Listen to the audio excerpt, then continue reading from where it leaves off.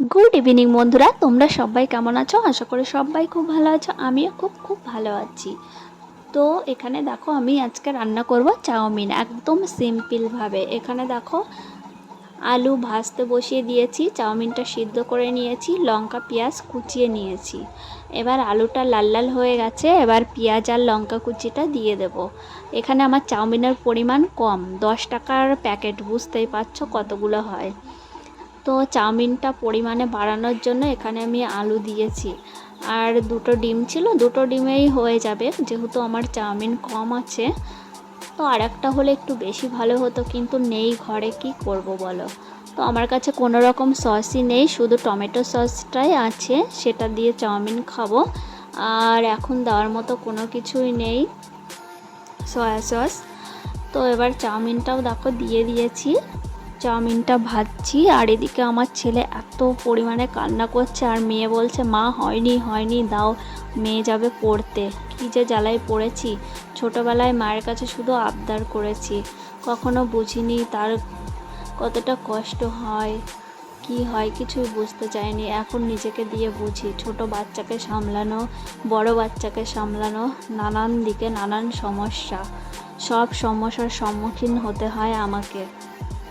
বাড়ির অন্যদের আর কি, তারা দেখে চলে যায় পাশ কাটিয়ে, কারণ আমার যেহেতু বাচ্চা আমারই সামলাতে হবে, কি আর করব, জন্ম দিয়েছি, তাদের চাহিদা মেটাতে হবে।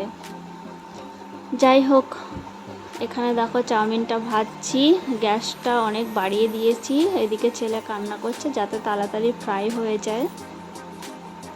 তো আমি এখন এডিট করছি, ছেলেকে পাশে ঘুম পাড়িয়েছি, কথা বলছি, তাতেও ওনার অসুবিধা, নড়াচড়া করছে, কখন যেন প্যা করে ওঠে। তো এখানে দেখো আমার চাউমিনটা হয়ে গেছে। তো মোটামুটি ভালোই লাগছে দেখতে, না নিজের রান্না নিজেই বলছি, কারণ এতে কোনো কিছুই দেওয়া নাই। তো এখানে দেখো রান্না হয়ে গেছে, মেয়েকে দিয়ে দিয়েছি, মেয়ে খেয়ে এখন পড়তে বসবে।